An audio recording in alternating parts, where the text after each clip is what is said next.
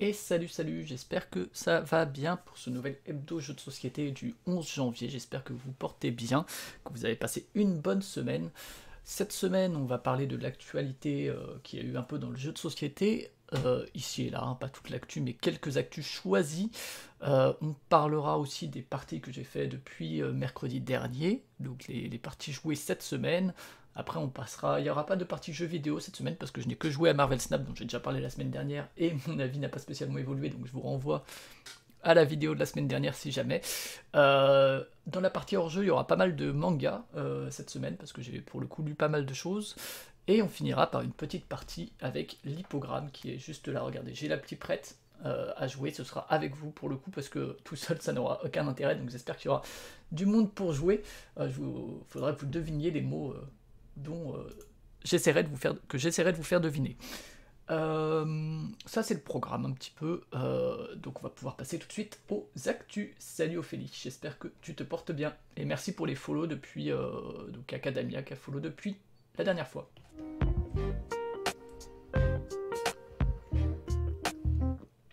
Et donc on va passer aux actus.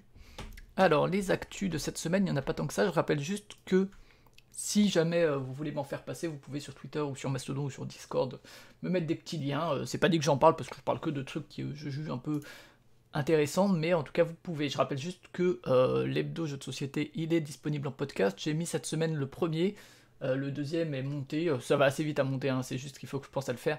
Mais voilà, c'est disponible en podcast avec un timing à chaque fois, comme dans les descriptions YouTube, hein, pour le coup, hein, j'ai juste eu à reprendre les descriptions YouTube, donc c'est pas trop de taf non plus. Je mettrai les autres cette semaine, sûrement, ou début de semaine prochaine. Ça se retrouve sur le flux de Playtime. Première actu de cette semaine, c'est une extension pour Millefiori qui a été annoncée, donc dit Meisterwerke, donc ça doit être le chef-d'œuvre, je crois, un masterwork, masterpiece, j'imagine, donc les chefs-d'œuvre, je pense, en tout cas, si Hammer de Proxy est dans le coin, il pourra me corriger ou non. Mais il me semble que ça doit être quelque chose du genre. Donc Millefiori, je rappelle, c'est un jeu de Rainer Knizia qui est sorti l'année dernière en français, que moi je trouve plutôt cool chez Schmitt, qui est... J'en parlerai un peu parce que je suis en train de préparer la vidéo bilan ludique 2022 qui sera sur YouTube. D'ailleurs, je salue les gens sur YouTube. Si vous êtes dans le coin, n'hésitez pas à passer le mercredi sur Twitch pour être en direct, ou sinon à commenter cette vidéo sur ceux que vous avez jugés intéressants. C'est une phrase qui existe. Et du coup, ouais, je prépare une petite vidéo qui sera pas sur Twitch ou quoi, mais qui sera le bilan 2022 des jeux de société pour moi. Une vidéo qui s'annonce assez longue, qui sera bien chapitrée, donc si vous voulez juste un jeu, vous pourrez aller directement. Et je parle notamment de Millefiori, qui est un jeu que moi j'ai plutôt aimé, même si mes camarades de jeu n'ont pas trouvé ça mémorable. Moi je trouve ça très efficace, très satisfaisant. Et un bon Knizia, quoi, c'est pas toujours le cas, donc autant le dire quand c'est le cas. Et donc là, il y aurait cette extension, alors c'est un jeu qui se prête assez bien aux extensions, hein, on imagine, et qui rajouterait du coup, ça permettra de rajouter, j'imagine, des petites manières de scorer en plus par rapport au jeu de base. Il y aura un nouveau plateau de jeu qui doit être, j'imagine, du coup, celui-ci, voilà, hein, qu'on voit là, avec de nouvelles cartes pour y jouer et de nouvelles manières de marquer des points. Il y aura toujours ce système-là de bonus si on est les premiers à compléter tel ou tel truc. En tout cas, je suis assez curieux de ça. Je trouve que c'est plutôt un bon jeu, Millefiori. Pas révolutionnaire ni rien, mais vraiment assez satisfaisant lors de certains tours. Donc voilà, il y aura un nouveau plateau avec notamment les doges, les cartes doge, qui vont ramener des points, qui vont changer les mouvements, qui vont changer aussi l'ordre de jeu peut-être. Ça peut être intéressant. Donc peut-être des questions de majorité, voilà. Et donc voilà, bon, ça c'était une des news qui était sur BGG, hein, je sais plus où on les voit, les voilà. Tac, voilà. Ça sortira en 2023, donc il était sorti il y a 2 ans à l'international. Eh bien, ça continuera. Et c'est toujours pour 2 à 4. Et là, il y avait aussi dans cette news d'ailleurs les autres, comment dire, les autres annonces pour Schmitt en 2023, avec Café Del Gato, qui est fort mignon, pourquoi pas, et Cool Klotze, soit. Voilà. Et il y a aussi, ça je vous en ai parlé je crois la semaine dernière, de Normal Deluxe, une version Deluxe de encore. Voilà, donc ça c'était la première news, c'était donc une extension surtout pour Millefiori, le programme de Schmitt, mais c'est surtout pour l'extension de Millefiori que je le retiens. Passons à la news suivante, une news un peu niche, puisque c'est un concours de jeux de société de print and play sur Board Game Geek. Hein. Il y a souvent des... Alors je rappelle que je mets dans la description YouTube tous les liens qui vont bien, vous pouvez y aller. Il y a aussi le lien vers mon conducteur où il y a vraiment encore plus de détails. Donc mais je trouve toujours ça cool, les petites game jam un petit peu, enfin les concours print and play. Là c'est... d'autant plus intéressant que c'est un concours de juste en 9 cartes, donc on est même encore plus petit que sur les Button Shy qui sont souvent des jeux en moins de 20 cartes. Là c'est vraiment, il y a 9 cartes pour... je crois qu'il y a Hors Carte qui avait gagné ça, si je dis pas de bêtises. Et c'est la 8ème édition quand même, hein, ça fait 8 ans qu'il y a Side Room Games qui le... Enfin, là c'est Side Room Games qui le sponsorise. Mais ça fait 8 ans en tout cas que le concours a lieu, et donc voilà, il y a toujours des petites, voilà, plein de petites contraintes et tout, hein, comme souvent dans ces concours, mais donc toujours assez cool, et surtout c'est assez cool après de voir un peu, bon il y a quelques mois, hein, voilà, voilà, il faut que ce soit, il n'y a pas de restriction de page, mais il y a des restrictions en termes de taille de PDF et compagnie, logique. Là il faut... des cartes de 2,5 pouces x 3,5 pouces, 9 cartes précisément, voilà. Et il y a éventuellement voilà, d'autres matériels qu'on peut utiliser hein, dans Orcard, qui est plutôt cool. Hein. Zephyrian avait parlé dans un Soliloque, je crois, chez Proxy Jeux. C'était pas mal, pas inoubliable, mais voilà. Voilà. Et là, il y a un exemple de soumission.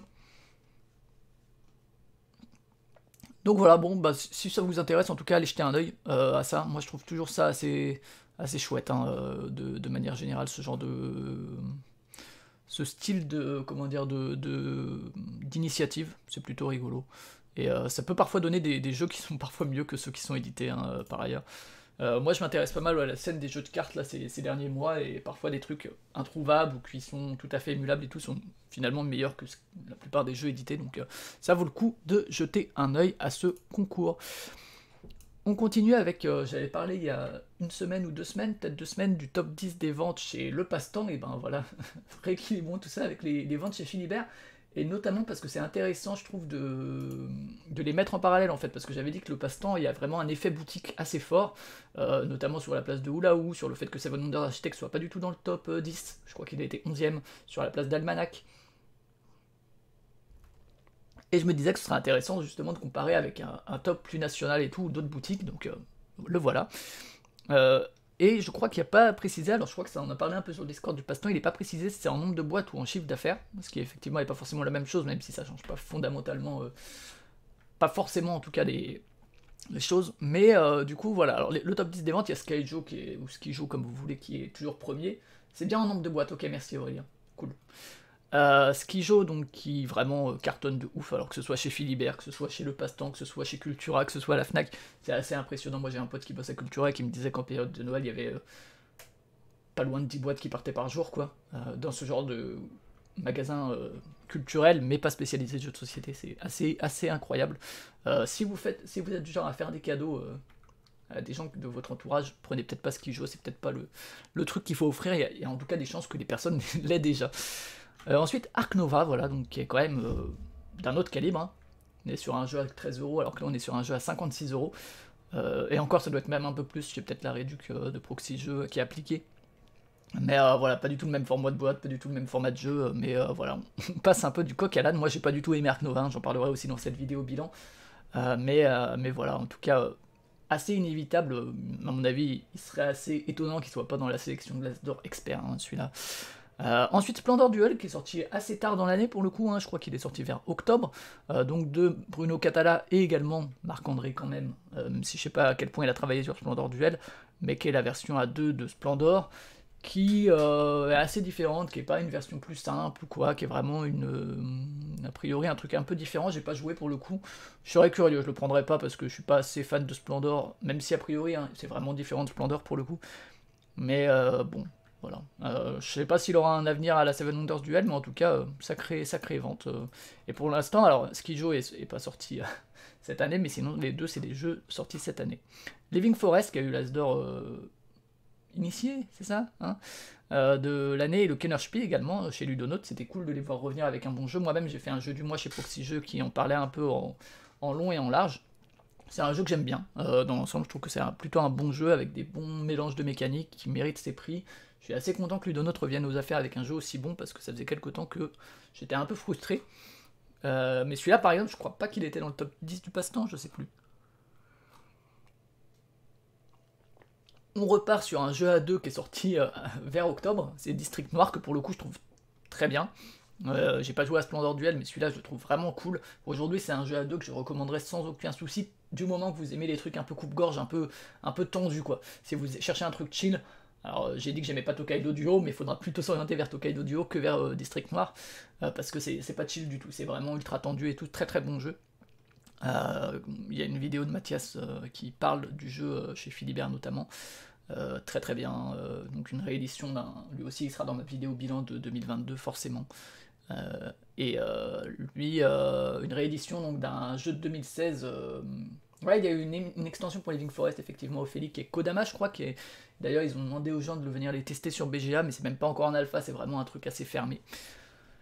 Ouais, District Noir, je disais refonte d'un jeu japonais de 2016, Throne and the Grail, qui était resté au Japon jusqu'en... Salut Dédé, qui était resté au Japon jusque-là cette année. Plutôt une bonne pioche, je trouve, en tout cas. Essayez si vous avez eu l'occasion. Cascadia, donc, qui n'est pas... Je crois pas qu'il est sorti... Non, on vient de commencer. Je crois pas qu'il soit sorti Cascadia en 2022 en France. Il me semble qu'il est sorti en 2021, ou bien en 2022, je sais plus. En tout cas, moi, c'est un jeu que j'ai pas accroché plus que ça, je trouve ça assez quelconque. Mais en tout cas, il a eu le Spiel de Sierros, début 2022. Merci Aurélien.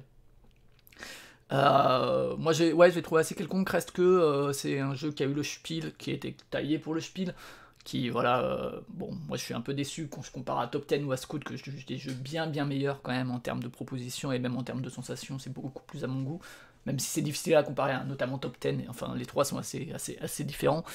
Bon, un peu lisse pour moi, mais bon, si vous aimez les jeux de pose de tuiles, et du coup pas très étonnant de le trouver dans le top 10. Packet Chips, qui lui était le jeu le plus vendu, je crois, chez le Passe-Temps, qui lui aussi, j'en parlerai dans ma vidéo de 2022,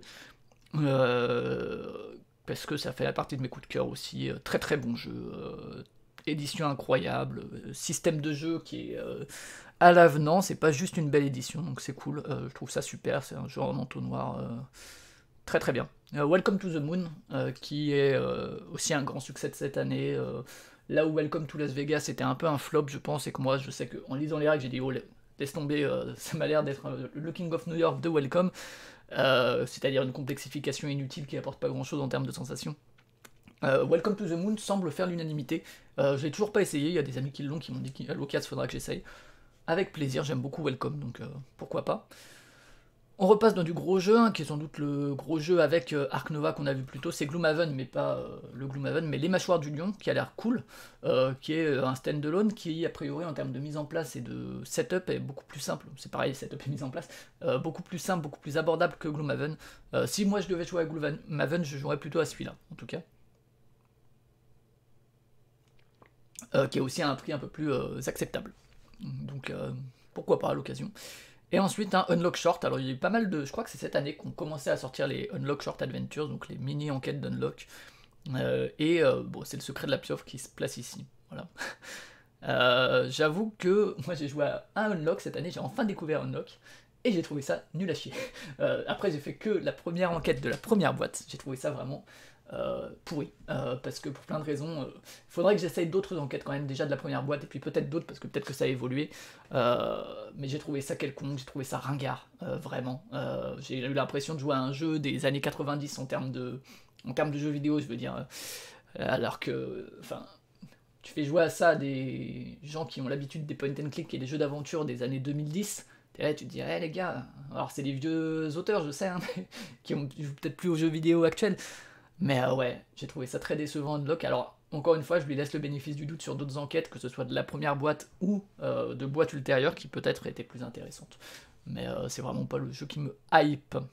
Donc voilà pour le top 10 de Philibert, qui effectivement est assez différent de celui du passe-temps, hein. On voit pas de Almanach. Seven Wonders Architect, il est pas du tout, alors qu'il a quand même eu l'As d'or, quoi. Tu te dis... Alors je sais que dans une boutique comme Philibert, ça joue peut-être moins que par exemple à la Fnac ou quoi. Alors moi, Seven Wonders Architect est un jeu que j'aime pas du tout. Mais c'est étonnant quand même de ne pas le trouver dans ce top du tout. Ni dans le top du passe-temps, je crois qu'il était 11ème.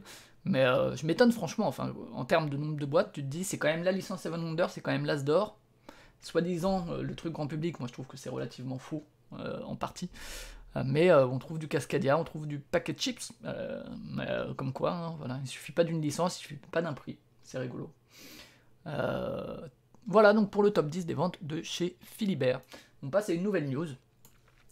Alors je sais pas si vous avez joué à Tales of the Arabian Nights, qui est un jeu qui date de 2009, mais qui en fait est même plus vieux que ça, parce que ça réimplémente un jeu de 85, qui était par tous ces auteurs-là. Ça c'est sa dernière édition qui était chez Z-Man Games, que je n'ai pas essayé. C'est un jeu apparemment très atypique, assez intéressant. C'est notamment Monsieur Blue qui est sur Mastodon ou sur Twitter en parle souvent. Enfin on a régulièrement parlé, en tout cas, il aime beaucoup le jeu. En tout cas, je suis curieux, j'aimerais bien l'essayer un jour, mais il y a Tales of the Arthurian Night, donc Arabian Nights, Arthurian Nights, vous voyez la petite différence, où il y a toujours Eric Goldberg, hein, qui était là ici. Il y a Andrew Parks, je crois, c'est ça, qui lui n'était pas là. Donc peut-être quelques modifications. Medusa Dollmaker. Salut Terry. Salut Aurélien, merci, bon appétit à toi. Qui est une illustratrice, alors elle n'est pas toute seule, hein, il y a aussi Idji De La Cruz et Mirko Paganesi, ce sera chez WizKids. Mais Medusa Dollmaker, moi c'est quelqu'un dont j'adore le travail, vraiment. Alors, il y a un truc qui est très caractéristique de son travail, c'est ce qu'on voit, les espèces de lignes noires là qui tranchent beaucoup entre les différentes zones. On aime ou on n'aime pas. Là, je sais que dans Hollow Knight, par exemple, le jeu vidéo, ça m'a un peu dérangé au début, mais je comprends que ça puisse gêner, mais je trouve que elle fait un travail. Elle a travaillé sur la refonte aussi de High Society, par exemple. C'est elle qui a fait cette magnifique cover là. Là aussi, on voit hein, les gros tracés noirs, les petites lignes et tout. Mais c'est un jeu que je trouve absolument incroyable. Enfin, un travail que je trouve incroyable en termes d'illustration. C'est beaucoup trop joli, quoi. Ouais, ça me rappelle aussi un peu, sur certains points, les illustrations pour Shakespeare qu'avait fait Neriac et Arnaud Demag. Et également, elle a travaillé sur Princess Bride Adventure Book Game, que je connais pas, et Fairy Prank, qui est un très bon jeu dont j'ai parlé il y a quelques semaines. Et c'est à peu près tout, mais franchement, ouais. Je suis ravi qu'elle soit là-dessus. Je suis du coup assez curieux. Alors, le setup n'est pas le même, hein, si on accroche plus au mille et une nuits, ma foi, tant pis. J'imagine que ça reprend la plupart des mécaniques de Tales of the Arabian Nights. Mais ouais, du coup, j'en suis aussi curieux que pour l'autre que j'ai toujours pas essayé. Mais ouais, lui, il a fait Core Worlds, ok, que je connais pas, pour le coup, et Camelot Legends, que je connais pas non plus, mais qui reste dans l'univers. Et c'est un jeu relativement long, assez axé sur la narration, je crois.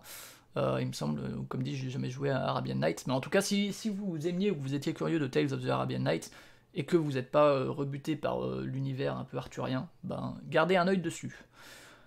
On va continuer, on approche déjà presque de la fin, hein, sachez-le, avec le programme de Storyware French pour 2023. On a parlé tout à l'heure de celui de Schmitt. Pas mal de petites choses. Alors, c'est pas forcément un éditeur que je suis tant que ça. Je suis curieux de Galileo Project que j'ai pas essayé. Ganymed, je le trouve plutôt cool. J'ai pas joué à leur Varuna, Demeter et tout. Je trouve que. Alors, c'était Monster Games, hein, mais j'aime beaucoup Gozu, j'aime beaucoup Chosen aussi, j'aime beaucoup Koryo.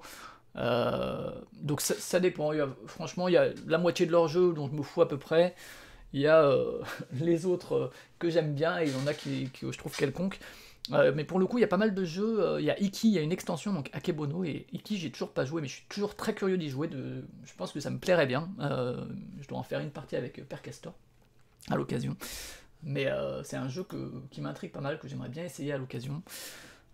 Sur les traces de Darwin, il y a eu des bons retours de la part de Paul Garay et Zéphiriel, je crois, à Vichy. J'avoue que c'est pas forcément le truc qui, moi, me botte le plus. Il y a Gozu qui revient, du coup. Bon, je suis pas sûr qu'il avait besoin, même si peut-être une mise à jour en termes de visuel, de quelques mécaniques. Je trouve que Gozu tient toujours très bien la route aujourd'hui. Et un projet secret, bon, voilà. Rien de bien particulier de ce point de vue-là. Mais bon, je suis au moins curieux de ça, quoi. De l'extension d'Akebono pour Iki, parce que je suis curieux d'Iki. Et puis ça, pourquoi pas essayer à l'occasion, même si ce que j'en ai entendu me hypait pas plus que ça. Et Il n'y a que 4 jeux. Enfin, il y a quand même 4 jeux, c'est quand même énorme. Mais si on compare à des sorties d'autres éditeurs qui en ont 15, c'est raisonnable, disons. La dernière news, c'est que les soldes ont commencé, et pour les soldes, je vous invite moi à aller voir le compte de Monsieur Blu, dont je parlais tout à l'heure pour... Salut Monsieur Sac, comment vas-tu? J'espère que tu vas bien, ça fait un certain temps, j'espère que tu te portes bien. Donc, c'est les soldes qui ont commencé pour les jeux de société aussi. Il y a Monsieur Blue qui a meeple.fr où il y a plein de trucs divers et variés, et où il y a notamment pas mal de soldes qui sont référencés. Donc, allez y jeter un œil. Il n'y a pas tout. Notamment, je vous invite à aller faire un tour de du côté de son profil Mastodon où comme tous les ans, comme toutes les soldes, il met pas mal de liens vers des choses intéressantes. Il y a par exemple Cliché du siècle à 19€, il y a son extension à 8€. Et là, il y a plein de trucs. Alors, il faut savoir que c'est les prix au moment où lui les constate. Et si vous allez sur certaines de ces offres, et des fois, ce sera en rupture de stock parce que c'est déjà parti. Mais en tout cas, ça fait un bon petit regard d'ensemble. Je trouve que c'est quand même plutôt bienvenu. Donc, ça fait un bon truc global. Ok. Ouais, bon, là, pour le coup, c'est un peu trop éloigné de mes centres d'intérêt pour que j'en parle ici. Vous entendez là, il y a des travaux dehors. Un imbroglio entre Hasbro et Wizard of the Coast, ok. Très bien.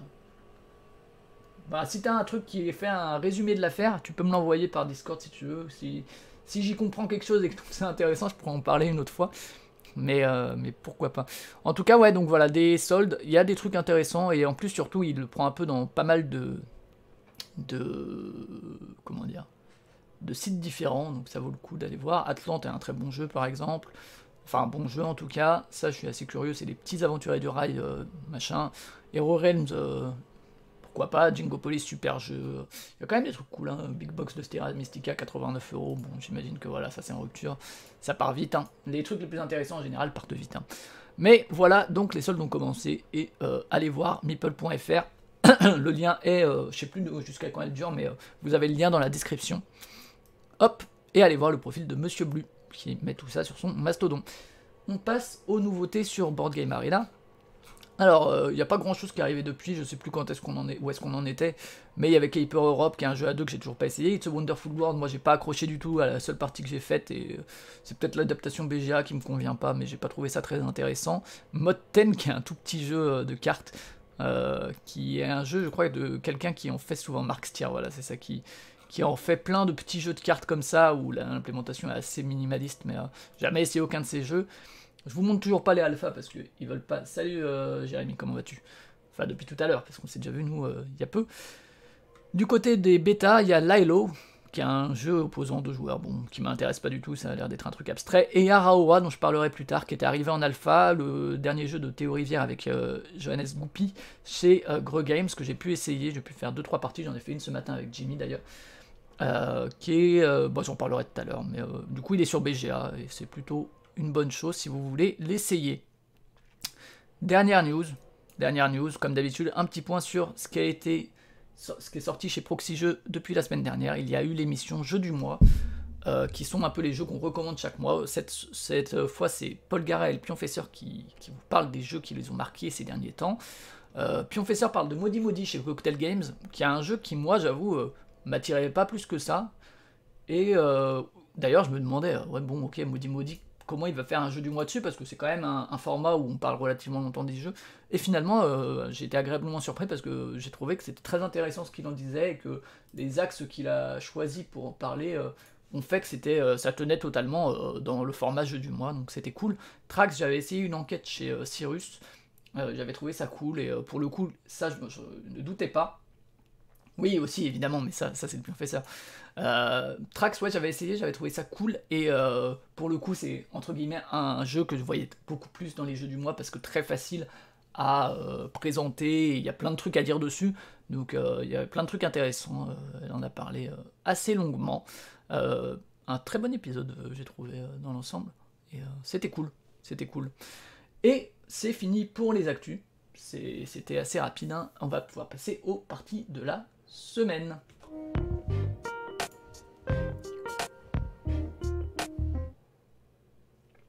Les parties de la semaine, ce sont donc les jeux auxquels j'ai joué depuis mercredi dernier. Ouais, nous on avait joué sur la tablette, et ça, honnêtement, ça passait DD pour Trax. juste avec le son de la tablette hein, pour le coup, parce qu'au casque, il faut à ce moment-là des trucs de casque pour les différentes personnes. Non, non, honnêtement, avec le son de la tablette, ça allait. Alors bon, après moi je jouais avec Cyrus et sa femme qui du coup avait déjà joué, et du coup ça permettait de avoir un peu une... enfin, d'avoir leur expérience, parce qu'on a fait l'enquête 4, donc si j'avais commencé tout de suite, moi j'aurais été un peu paumé, mais plutôt cool. Encore, bon je vous en rebats pas les oreilles, hein, encore, je continue à jouer sur Android, j'espère que vous entendez pas trop fort le truc qu'il y a derrière, moi je l'entends bien fort en tout cas. Ma foi, on choisit pas quand les gens font des travaux et c'est que ça doit être utile. Ouais, donc j'ai continué toujours sur la feuille rose, j'ai toujours pas dépassé les 40, donc je continue, voilà. Toujours un roll and ride que je conseille assez peu, hein. C'est pas un très bon jeu, mais encore une fois j'y joue surtout sur Android. Star Realms, pareil, sur Android, j'ai joué presque tous les jours cette semaine, et toujours un très très bon deck building, très très nerveux, toujours très cool, j'essaie d'avoir les bonnes bases et tout, hein. Plutôt un chouette jeu, voilà. Mais j'ai pas grand chose de plus à dire, je suis toujours là en médium, contre l'IA médium, mais c'est tout. Chili Dice, alors j'y ai joué seul. Ah oui, c'était quand j'ai joué ici sur le pour l'hebdo. Je vous avais présenté le jeu, il y avait Terry Lair, qui était là tout à l'heure, qui avait joué. Plutôt cool, et d'ailleurs j'ai rejoué cette semaine avec, je l'ai fait découvrir Jimmy, qui est sur le chat aussi, qui est ce petit jeu là où on lance des dés, on a 30 lancers maximum, mais on peut les répartir comme on veut, et on doit faire 10 tours, et scorer de différentes manières selon les lancers qu'on obtient, avec ces espèces de trucs rouges qui permettent de doubler certains scores ou quoi, qui est toujours un chouette jeu. Moi j'en ai refait quelques parties du coup cette semaine. Je l'ai fait donc découvrir à Jimmy qui est là, je l'ai fait découvrir à Paul Gara aussi sur Tabletop Simulator où j'ai fait moi-même le mode, et c'est un jeu que j'aime toujours beaucoup, je trouve toujours chouette. Les parties sont assez variées quand même, c'est-à-dire que il y a des moments où tu fais un départ tout pourri et finalement après tu te rattrapes et tout, vraiment cool. Je pense pas que grand monde en ait parlé de Chili Dice, alors que je pense qu'il mérite quand même pas mal. L'hypogramme, on a joué, on a continué, je vous en ai déjà parlé, on y jouera tout à l'heure ensemble, hein, je vous ai dit, hein, j'ai prévu la petite appli pour vous faire deviner des jeux, des mots, pardon. Il est là, hop, j'en aurais besoin pour vous y faire jouer, donc il est là. L'hypogramme, donc toujours ce jeu chez Kif Edition, donc, dont on parlait de Trax juste avant. Kif qui font des assez bons jeux, j'ai pas du tout aimé Las Vegan. J'ai pas joué à, je crois qu'ils ont fait fou, mais je trouve que l'hypogramme et Trax sont vraiment deux très bons jeux. Et donc de Pierrick et Renaud Di Bralesso, illustré par Pierrot. Je sais que c'est toujours indiqué sans artiste, mais il y en a bien un, avec des musiques de PV Nova. Est-ce que je vous ferai entendre la musique?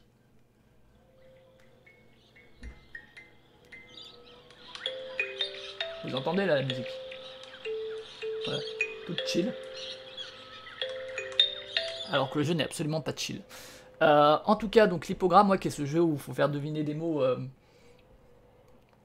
enfin une musique, ouais. Ce petit truc. Du coup, l'hypogramme, ouais, ce jeu où il faut faire deviner des mots qui sont bon, sur des cartes. Hein, le jeu est assez simple, il vient avec cette appli qui est gratos. Et sinon, c'est juste des cartes où il y a des mots sur des cartes qui sont numérotées de 1 à 5. Et il s'agit de faire deviner le mot à ses camarades en coop ou à ses camarades si on joue en compétitif, qui est moi le mode que je préfère, mais on a joué en coop surtout avec ma compagne, parce qu'à deux on fait pas en compétitif, c'est que à partir de 4 je crois qu'on peut jouer en compétitif, et le principe c'est que bon, vous voyez là, ça c'est le mode coop, et il y a plein de petits défis. Nous on en est au défi médium, comme vous le voyez, on a avancé un peu sur ces défis, et laissez-moi vous dire qu'on est au niveau intermédiaire, il y a encore le niveau expert, et sur chacun des défis, là, on commence à passer vraiment beaucoup de temps et à faire genre 15 essais avant d'y arriver. C'est assez long, mais c'est toujours très cool. C'est des parties d'1 minute à peu près. Et le principe, c'est que il faut faire deviner des mots en donnant autant d'indices qu'on veut, mais il y a une lettre qui est interdite. et c'est difficile. Des fois, il y a 2 lettres qui sont interdites dans certains défis. Ouais, toujours un de mes jeux préférés que j'ai découvert en 2022, même s'il date de 2021. Je remercierai jamais assez Cargo de Proxy Jeux pour me l'avoir fait découvrir. C'est vraiment un jeu que je trouve absolument génial, vous verrez tout à l'heure. J'espère que vous serez au taquet. J'ai fait un Lama Dice parce que je vous en avais parlé, hein, ce jeu là de Knesia, bon, qui est vraiment pas très bon. Comme dit, il est meilleur que le Lama Carte, mais ça reste quand même pas très bien. Passez-vous-en si vous pouvez. Super méga Lucky Box, toujours et encore, avec les parties quasi quotidiennes avec ma compagne sur BGA. qui est vraiment pour moi un des jeux de l'année. Celui-là aussi, j'en parlerai forcément dans le bilan 2022, parce que c'est un jeu que je trouve absolument génial. Un jour, je vous en ferai une partie aussi, peut-être en live, parce que c'est vraiment trop bien. Ouais, j'ai dépassé, je pense, les 100 parties cette semaine, ça y est. Et voilà. Et un autre jeu où j'ai fait pas mal de parties, on joue quasiment quotidiennement aussi avec ma compagne sur BGA, c'est Sea Salt and Paper, donc le jeu de Théo Rivière et de Bruno Catala chez Bombix, qui est lui aussi très efficace. On n'est pas au niveau d'un Lucky Box, lui aussi j'en parlerai dans la vidéo de 2022, j'en suis à 60 parties. Et comme dit, alors on n'a toujours pas réussi nous à faire encore les 4 sirènes, hein. Je sais qu'il y a des gens qui ont réussi, moi nous toujours pas. C'est toujours aussi cool, c'est toujours aussi efficace. De plus en plus en fait avec les parties, ça gomme les défauts que j'ai trouvé au début, donc vraiment vraiment chouette, très bon jeu. Startups, donc je vous rebats aussi un peu les... À 2 c'est très bien si Salt and Paper, nous on y joue que à 2 hein. D'ailleurs, et franchement c'est super. J'ai jamais joué je crois, si j'ai déjà dû jouer à 3 ou 4, mais j'y joue surtout à 2. À 2 c'est vraiment beaucoup plus de contrôle qu'à 3 ou 4 où c'est un peu plus chaotique. Vraiment à 2 c'est super, super super. Ah ouais, ah oui c'est vrai qu'ils ont fait aujourd'hui le défaussé, un épisode sur Sea Salt and Pepper, j'ai pas encore fini de l'écouter, j'ai commencé. Ouais moi je suis pas d'accord, en fait c'est différent à plus c'est beaucoup moins contrôlable, la prise de risque quand tu fais des trucs de dernière chance est un peu plus forte, c'est intéressant aussi, à 2 moi je trouve ça vraiment super parce que du coup tu essayes de mémoriser ce que l'autre a pris, ce qu'il y a dans la défausse que tu veux pas lui laisser, alors qu'à plus c'est un peu plus compliqué. Ophélie, tu préfères 2 aussi. Très bien. Startups, je vous rebats les oreilles depuis quelques semaines avec. C'est pour moi une des grandes découvertes de 2021. Je l'ai découvert en décembre sur l'appli de Owen Games. Et c'est super. C'est vraiment. Je continue à y jouer très très souvent. Pareil, je dois en être à. J'en suis à combien de parties? À une bonne trentaine, je crois, pas loin de 40. C'est donc de Jun Sasaki chez On Games. Hein. Petit jeu de majorité, de partage d'action. Très simple, très pur, qui va vraiment à l'essentiel, où tu as l'impression que chaque truc est à sa place. Faut essayer ça. C'est que à partir de 3, c'est bien à 3, c'est bien à 4, j'ai jamais joué à plus. Mais à découvrir, en plus c'est tout simple, donc ça, à découvrir aussi, vraiment. Très très bon On Games. J'aime bien les On Games en général, pas tous, mais non, c'est pas du tout sur BGA. Je l'ai sur l'appli On Games, mais c'est payant. Et je joue contre des bots, mais sinon c'est aussi sur playingcards.io si vous voulez, qui est cette espèce de site un peu roots, qui est où il faut trouver les mods et tout pour l'importer, mais c'est ce truc là, ce site. Mais à l'occasion, je pourrais vous inviter pour en faire une partie à 3 ou 4, parce que c'est super. Pas facile à trouver par contre, Startups. La dernière fois, en tout cas, il n'était pas dispo trop en France, j'ai dû le choper en Belgique. Mais pour moi, ouais, une des grandes découvertes de 2022 pour un jeu qui date de 2019, je crois.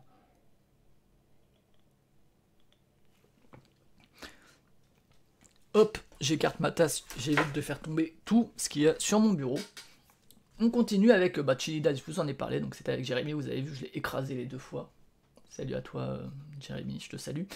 Enfin, je l'ai écrasé, c'est pas vrai, on n'était pas si loin. Du startups, du lipogramme. Regardez les lipogrammes, vous voyez le nombre de parties qu'on enquille. Hein. C'est voilà. Et en général, là, on perd à chaque fois. Hein. Voilà, là, quand il y a les couronnes, c'est qu'on a gagné, mais sinon, vous voyez qu'on perd toutes ces parties-là avant d'en réussir une.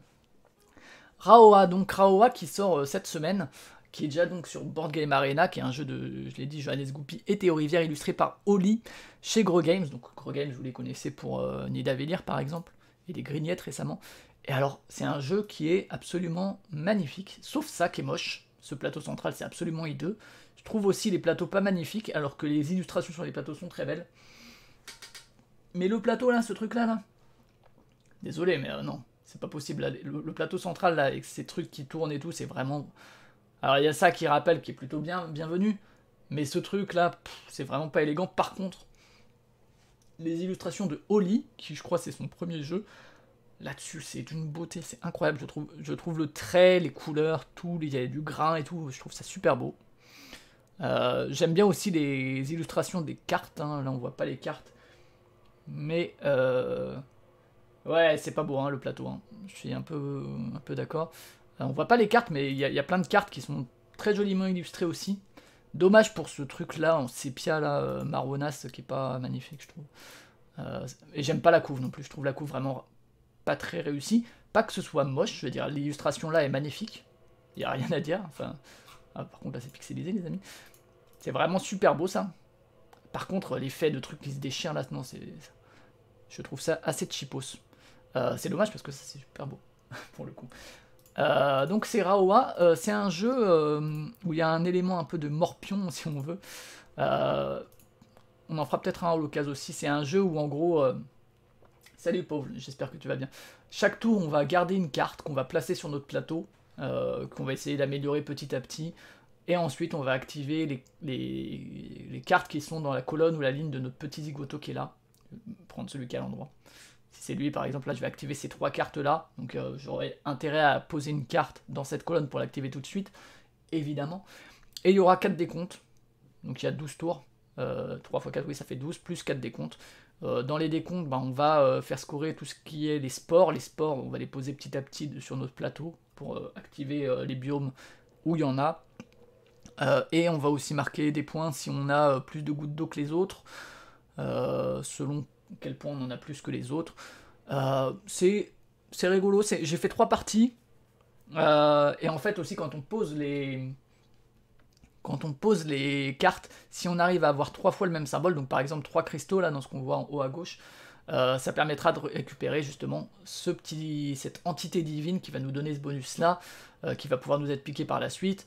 Et c'est aussi vrai pour les cartes, alors là on n'en a pas, mais pour il y a certaines cartes où il y a des trucs en haut à droite qui sont plus des espèces animales je crois. Donc on va essayer de faire aussi ces alignements, c'est pour ça que je parlais un peu de morpion, pour essayer de faire des alignements qui vont faire des alignements de 3 pour récupérer ces entités divines qui sont quand même bien pratiques, parce qu'on les active le tour où on les récupère, et également au moment des décomptes. Donc c'est quand même assez intéressant de les récupérer. C'est plutôt sympa, c'est assez quelconque en termes de sentiment de jeu, hein. Vous allez rien ressentir que vous n'ayez pas ressenti ailleurs je pense. C'est, voilà, ils ont fait Nidavellir qui est un jeu que je trouve aussi un peu le même genre, c'est-à-dire c'est ok, le système de mise avec les pièces est plutôt chouette, mais ça va pas retourner mémé dans sa tombe, si on peut se parler ainsi, je sais pas si ça existe cette expression. C'est pas incroyable quoi. Les systèmes de scoring de Nidavellir sont assez quelconques, avec les histoires de majorité, de suite arithmétique et compagnie, mais le système de petite enchère et tout avec les pièces est plutôt chouette. Bah là un peu pareil, c'est en termes de sentiment de jeu, je pense qu'on est à peu près dans le même niveau de difficulté, c'est peut-être à peine plus simple parce qu'il y a moins de manières de scorer. Mais par contre en termes de prise en compte, il y a quand même les histoires d'alignement, plus les recouvrements, plus les sports, plus avoir suffisamment de cristaux, donc il y a quand même pas mal de petits trucs à prendre en compte. C'est pas compliqué, mais c'est pas non plus un Lucky Numbers ou un Lucky Box quoi. Mais franchement, je trouve vraiment ça super super beau. Enfin, c'est enfin ça là, moi je trouve ça. Je sais pas quelle taille ils font en vrai. Je trouve que c'est vraiment des illustrations qui méritent des jetons assez grands. C'est vraiment super beau. Je suis vraiment très très fan à la fois du design des créatures et de la manière dont ils ont été faits et colorisés. C'est rare que je m'attarde à ce point-là sur les visuels d'un jeu, et là pour le coup, ouais, je trouve ça assez ouf. C'est vraiment dommage d'avoir gâché ça par ça, quoi. Je trouve vraiment pas ça élégant du tout pour le coup. Mais ouais, bon, voilà, rien de bien nouveau, rien de bien neuf, rien de bien renversant non plus. Des trucs qu'on a déjà vu ici et là, mais c'est pas désagréable, un peu comme Nidavellir, comme dit, c'est à peu près ce niveau de difficulté, ce niveau de fenêtre de choix, d'investissement cognitif et tout. C'est un jeu que je rejouerai, je pense, qui est pas mal, voilà, que je trouve plutôt sympa. De là à le prendre, je ne pense pas, parce que en plus je pense qu'il y a trop de fenêtres de choix pour que j'y joue avec madame, parce que il y a, comme dit, quand tu fais un choix, ça implique quand même pas mal de choses, entre les lignes à compléter, parfois des espèces de collections à faire et tout. Mais bon, voilà, c'est pas mal. Jouez-y, essayez-le, honnêtement, c'est pas inoubliable, hein, ça fera pas partie, je pense, des jeux qui m'ont marqué en 2023, on peut... Je pensais par exemple de Sea Salt and Pepper, et finalement si, pour 2022, donc je peux me tromper. Essayez, en tout cas, il est sur BGA, donc ça vaut le coup de l'essayer avant.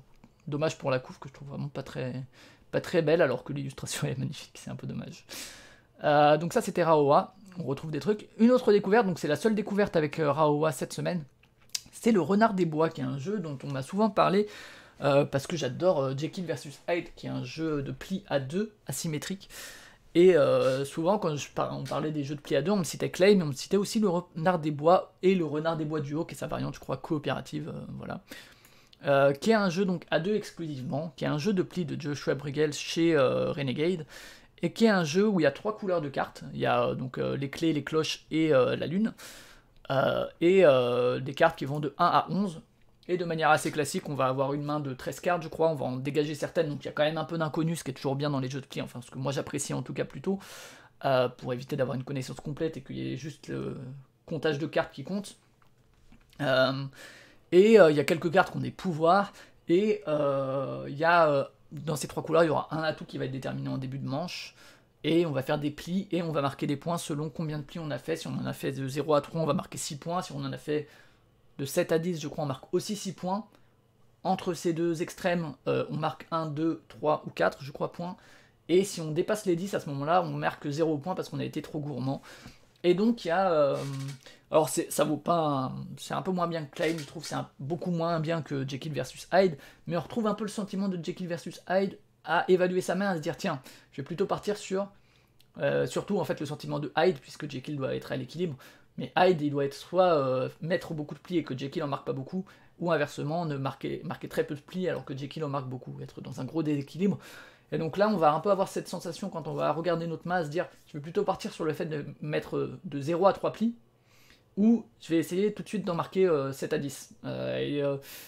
Et ça peut évoluer parce qu'il y a les pouvoirs des cartes, etc. Il y a juste un truc un peu dommage, c'est que il arrive qu'on parte en se disant je vais aller de 0 à 3, mais en fait, à partir du moment où on met le 4ème, bah en fait, on a tout intérêt à aller vraiment le plus haut, parce qu'en mettre 4, c'est moins bien que 5, c'est moins bien que 6, c'est moins bien que 7. Du coup, il y a un peu ce côté où on passe de 6 points à 1 point, et où du coup, après, t'es dans une course en avant de toute façon, où du coup, j'ai l'impression que le fait de parier sur le fait d'en avoir 0 à 3, c'est un peu dangereux par rapport au fait d'en avoir de 7 à 10. J'ai fait qu'une partie, donc à voir si ça se confirme, mais là on a quasiment jamais fait de 0 à 3 plis, quoi. Et en fait, quand tu commences à partir là-dessus, et ben que derrière, ben, t'en prends juste un de plus, t'es vachement puni, quoi. Alors que pourtant t'avais fait un pari assez audacieux au début de prendre très peu de plis. Mais bon, c'est plutôt agréable, j'y rejouerai avec plaisir. Bon, le thème, on s'en fout un peu, les illustrations sont assez inégales, je trouve, pas mémorables, mais ça reste un bon jeu de plis à deux, effectivement. Que je pourrais citer quand on parlera de jeux de pli à deux.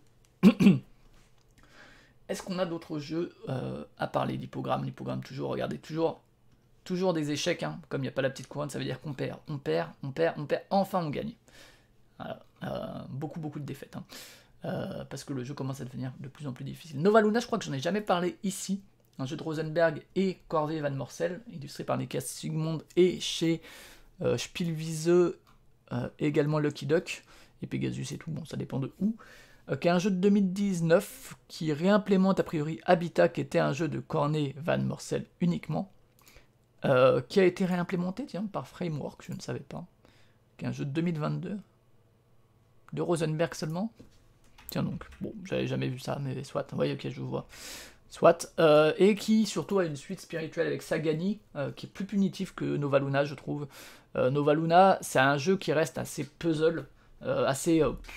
ton cerveau explose et t'essayes de faire les meilleures combinaisons pour optimiser. Salut, c'est PLT fou, j'espère que tu vas bien. Qui reprend la mécanique de patchwork au niveau de la prise des tuiles, contrairement pour le coup à Sagani. Sagani reprend en fait le côté adjacence et mission entre guillemets contrat à remplir par adjacence des tuiles différemment, mais enlève ça, alors que là il y a vraiment la mécanique de prise de patchwork avec je peux prendre les 3 premières tuiles et le nombre qui a écrit ça va me faire avancer sur cette piste là, et si je suis derrière l'adversaire je peux continuer à jouer, donc je peux parfois continuer à enchaîner les tours, et après c'est des contrats qu'on prend, donc je pose ça et dès que j'aurai 3 tuiles bleues qui sont à côté de ça, ben, je vais pouvoir le recouvrir. Le but c'est de se débarrasser de ces 20 petits jetons comme ça en premier. C'est pas mal, c'est intéressant toujours les jeux de Rosenberg parce qu'il y a toujours des espèces d'héritage à faire, voilà, de patchwork, tu vois, ah bah il y a Second Chance, ah bah il y a Patchwork Express, ah bah il y a Nova Luna, ah bah il y a Cottage Garden, ah bah il y a Indian Summer et compagnie, et de Nova Luna, ah bah tiens il y a Frameworks, ah et puis tiens il y a aussi Sagani. De ce point de vue là c'est toujours intéressant de suivre sa ludographie à Rosenberg. C'est pas un mauvais jeu, c'est trop brain pour moi, je prends pas de grand déplaisir à y jouer, mais c'est... je pense que j'y suis assez nul et que face à quelqu'un qui vraiment arrive à optimiser les placements, je me ferais latter la tronche. Mais On y joue sur BGA pour le coup, ça fait le taf sur BGA, je l'achèterai jamais parce qu'encore une fois c'est vraiment pas mon genre, mais je le préfère à Sagani parce qu'il est un peu moins punitif, puisque dans Sagani, on pose ses jetons au moment où on pose la tuile, et du coup c'est des contrats qu'on s'engage à réaliser, alors que là en fait tu poses ton truc que quand tu as réalisé le contrat, donc c'est un peu moins punitif. Donc je préfère celui-là à Sagani, mais voilà, c'était Nova Luna.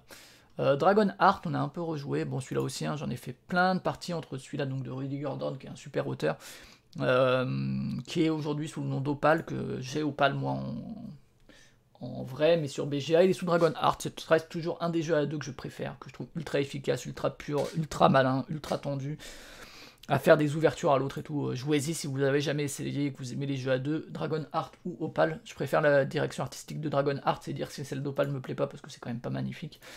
Mais je trouve ça même plus lisible et tout. Très très bon jeu. Sur BGA pareil, hein, il est dispo.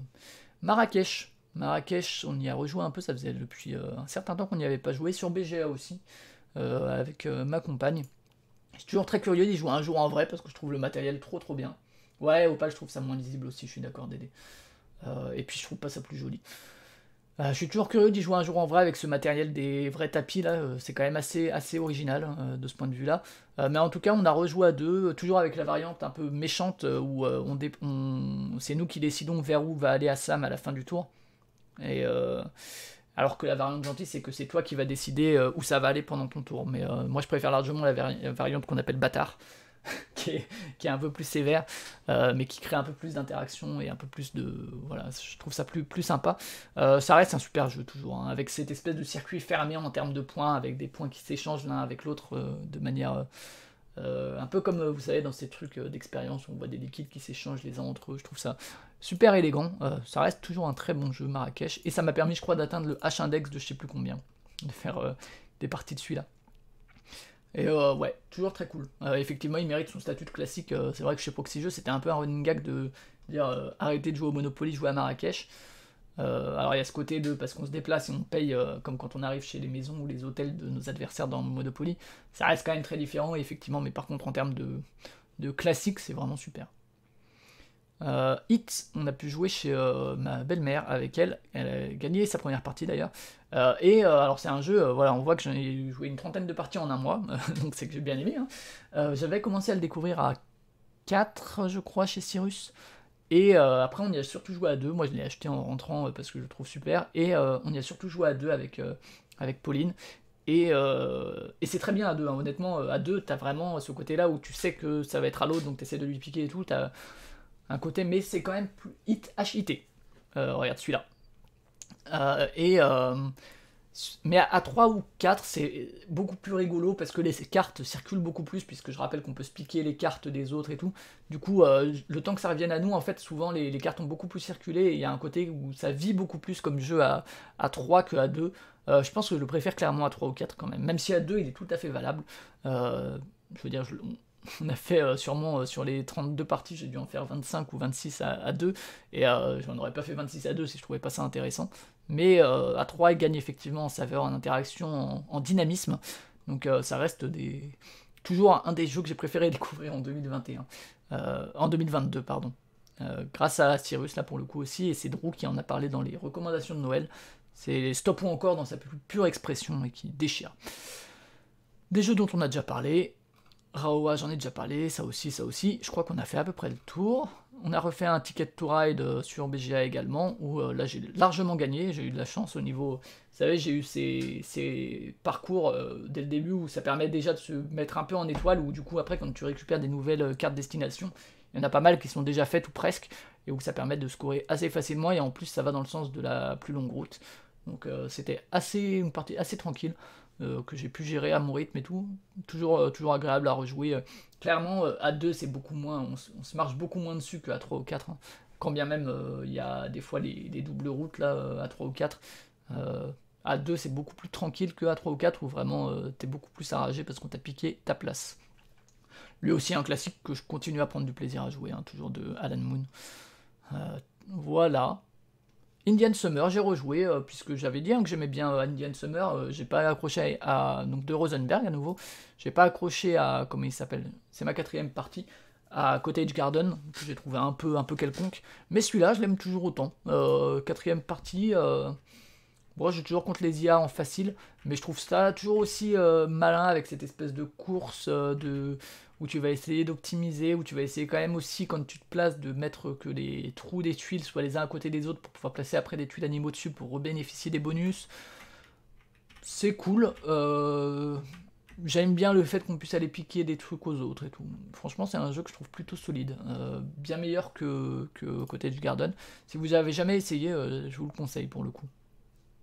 Je le trouve plutôt chouette. Une seule partie de Scout cette semaine, c'est pas beaucoup hein, par rapport à d'habitude. Qui est toujours un de mes jeux, lui aussi j'en parlerai dans ma vidéo bilan de 2022, un des jeux de mon année, que je trouve toujours aussi fort, aussi intéressant. Je continue d'y jouer beaucoup, là c'était sur l'app de On Games. Ça n'a pas la saveur évidemment du physique, mais toujours aussi chouette. Hein. Il est par là, il est là. Vraiment, et honnêtement, même à 2, la variante à 2, alors c'est bien moins intéressant qu'à 3, 4 ou 5, sachant que le top c'est 4 ou 5, clairement, comme le disait Hammer dans les jeux du mois. Reste que c'est quand même agréable à 2, à 3 également. À 3, effectivement, parfois, une combinaison, ben, elle fait pas le tour de la table parce que quand on a une bonne main, c'est un peu difficile à contrer. Mais toujours un de mes jeux de l'année, toujours des sensations super cool. Très très satisfaisant. Et enfin, un jeu que j'ai joué hier, qui est Nidavellir, que j'avais déjà joué, hein, c'est ma 3e partie. J'ai joué avec une amie sur BGA, et donc de Serge Laget, donc un vieil auteur hein, quand même, qui a fait, je crois, Méditerranée, c'est comme ça que ça s'appelle, qui a fait aussi Les Chevaliers, donc qui a été... Mare Nostrum, pardon, c'est pas Méditerranée, je dis des bêtises, qui a fait aussi Les Chevaliers de la Table Ronde, qui est un jeu chez Gros Games, comme Raoua, qui est illustré par Jean-Marie Minguez, j'en parlais un peu quand je parlais de Raoua, hein, c'est un jeu ok, sur BGA il tourne bien, en plus il y a les calculs automatiques et tout qui sont plutôt bienvenus. Moi j'aime toujours bien la mécanique de enchère avec les pièces là, que je trouve cool, avec le 0 où on va, comment dire, on va la combiner à une autre et tout, enfin qui va permettre de combiner 2 autres pièces. J'aime bien les jeux d'enchères en général, donc ça marche bien chez moi. Les méthodes de scoring, je disais, sont assez classiques, pas très intéressantes. Mais bon, c'est un jeu qui se joue sans déplaisir sur BGA. Encore une fois, c'est pas un jeu que j'achèterais du tout. Pour moi, ça mérite pas, entre guillemets, ça. Mais par contre, à jouer sur BGA, ouais, c'est plutôt sympa. Comme dit, le fait que les points soient comptés en temps réel, ça m'économise aussi ça, qui m'emmerderait un petit peu. J'aime bien aussi, même si bon, c'est assez classique, le fait que quand on collecte, que ça nous pousse à la fois à nous spécialiser pour scorer de ouf, mais en même temps à nous diversifier pour avoir les héros qui sont vraiment des trucs importants que j'avais tendance à oublier dans mes premières parties, alors qu'en fait c'est vraiment un game changer quoi les héros.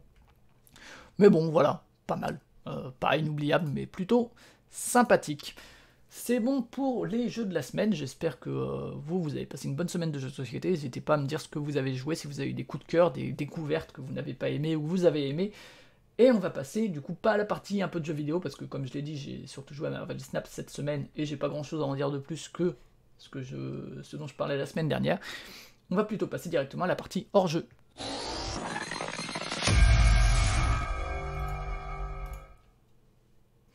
Et dans la partie hors-jeu, d'abord, du côté de Listen to the Game, il y a eu 2 épisodes sur 3 deux épisodes sur Star Wars Battlefront en anglais. Mon let's play audio continue, donc si vous êtes curieux ou curieuse, n'hésitez pas à vous abonner à ça pour écouter le jeu et son déroulement à l'audio. Il y aura plein de piou-piou. Et c'est plutôt un jeu assez cool, sa version solo, je sais que la version multi avait pas mal fait débat avec les lootbox et tout à l'époque, la version solo je la trouve plutôt cool, on contrôle surtout Hayden Versio qui est un personnage assez cool. Donc voilà, 2 nouveaux épisodes, et on va parler maintenant de pas mal de mangas, parce que la semaine dernière je vous ai parlé de quoi? Je vous ai parlé de Look Back, de Fujimoto, Tatsuki Fujimoto, et j'ai trouvé ça très bien, et du coup... J'ai lu pas mal de trucs de Tatsuki Fujimoto cette semaine, notamment son truc le plus connu, hein, dont on va parler dans quelques instants. Je suis encore en train de lire d'ailleurs Love Letter sur BGA, seul, bon avec des inconnus j'imagine tu veux dire. Stella, très bien, ouais. Haikyuu, je connais pas du tout. Diamant, le jeu de Fade Outil ou le Stop ou encore, ou Diamant le jeu de pli? Diamonds, qui a l'air cool aussi, que j'ai jamais fait, mais je pense que tu parles plutôt de Diamant, le jeu de stop ou encore où il faut s'enfuir. Ouais, très très bon jeu de stop ou encore Diamant. Et Love Letter, évidemment, un incontournable, et c'était là un des jeux de l'année dernière, même s'il est sorti en 2021 et que du coup je l'ai pas mis dans mes coups de cœur 2022 parce qu'il n'est pas sorti en 2022. Du coup, Tatsuki Fujimoto, j'étais surpris parce que du coup j'ai lu ces 2 anthologies qui sont des espèces d'anthologies de nouvelles. C'est des récits assez courts, je sais plus, il y en a 5-6 pour chacun des bouquins qui font à peu près 200 pages, donc ça reste assez court. Et c'est ce qu'il a fait, c'est ses œuvres de jeunesse, donc de 17 à 21 ans, puis de 22 à 26 ans. Et alors autant vous dire que Look Back, il y avait un côté un peu dérangeant ici et là, un peu de folie dedans, mais ça restait quand même assez touchant, assez triste et tout, mais pas complètement barré. Alors autant vous dire que quand j'ai lu la première histoire de 17-21, je dis ouf, en fait, qu'est-ce qu'il raconte ce monsieur? Et parce que c'est un truc où il y a des aliens qui sont sur Terre et où du coup ils ont buté à peu près tous les humains et qu'il y a 2 enfants qui sont déguisés en poule pour ne pas être mangés parce que du coup ils mangent pas de poulet. C'est assez barré.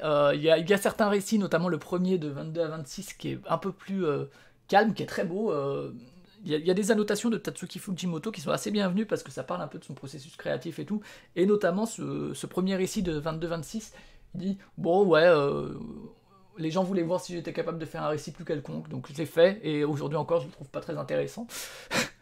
Mais moi je le trouve assez touchant justement, un peu moins foufou, mais assez plus une romance et qui est assez chouette quand même je trouve. Et qui a son grain de folie ici et là, autour de sirènes et de quelqu'un qui va apprendre aux sirènes à jouer du piano sous l'eau, et où les sirènes vont lui donner leur oxygène, enfin leur possibilité de vie pendant qu'il fait son piano. Bon, c'est un mec qui a toujours une représentation un peu particulière au niveau du genre féminin, que ce soit là-dedans ou que ce soit dans les Chainsaw Man ou Fire Punch, mais il y a un peu de male gaze, j'ai l'impression quand même dans tout ça, même si c'est jamais trop cringe, ça l'est quand même un peu de temps en temps. Et donc, ouais, bon, là, évidemment, c'est des anthologies, c'est plutôt chouette, mais tout ne se vaut pas, hein, les récits sont pas tous inoubliables, mais c'est cool de voir un peu son travail plus jeune, d'où il a pris son inspiration. Moi, ça m'a un peu surpris, comme dit, parce que je m'attendais pas à ça en ayant lu Look Back, même si dans Look Back, du coup, enfin, on trouve des trucs qu'il pouvait y avoir dans certaines œuvres de jeunesse. Mais ouais, c'est assez recommandable quand même. Tout ne se vaut pas, mais si vous avez l'occasion de le feuilleter en médiathèque ou quoi, n'hésitez pas. C'est toujours intéressant les œuvres de jeunesse, comme dit, les annotations sont plutôt bienvenues. Toujours du manga avec Solanine, je sais pas comment on le dit, de Inyo Asano, qui est a priori un mec assez connu, notamment pour Bonne Nuit Poun Poun, que je n'ai pas lu. C'était le premier Asano que j'ai lu, Solanine, qui a été adapté par ailleurs en film, je crois, vers les années 2010, que j'ai pas vu, qui est en 2 volumes.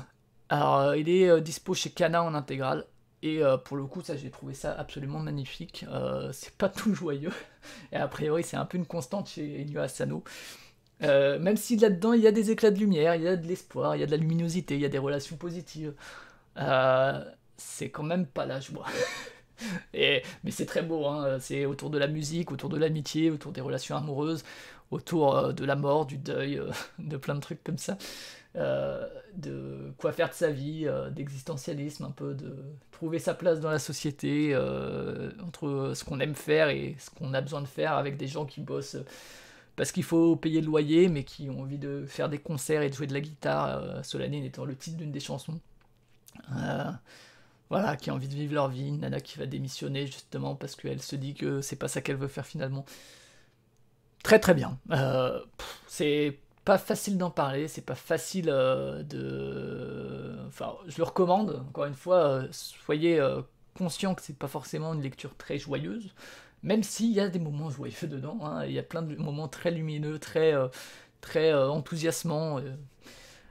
Le fond est quand même assez amer, quoi, et assez dur dans l'ensemble. Donc Solanine, franchement super, du coup j'ai très envie de lire Inyo Asano, mais bon, si celui-là fait partie de ses plus lumineux, bon, un peu rude, j'avoue. On va continuer avec Tatsuki Fujimoto qui revient avec, je disais, c'est ça son œuvre la plus connue sans doute, c'est Chainsaw Man, qui a été adapté plus loin en animé, qui était chez Kaze. qui a un nouvel arc à commencer chez Crunchyroll, qui a, je crois, racheté Kazé, qui est un shonen, qui est, là aussi, j'avoue que j'aurais tombé dessus juste après Look Back, je me serais dit, oula, est-ce que c'est vraiment la même personne? Parce que c'est donc ce personnage-là, Genji, je crois, c'est ça? Denji. Denji, qui, pour survivre et rembourser ses dettes, et ben en fait, c'est un tueur de démons. Et il se fait aider par un chien démon tronçonneuse qui est Pochita.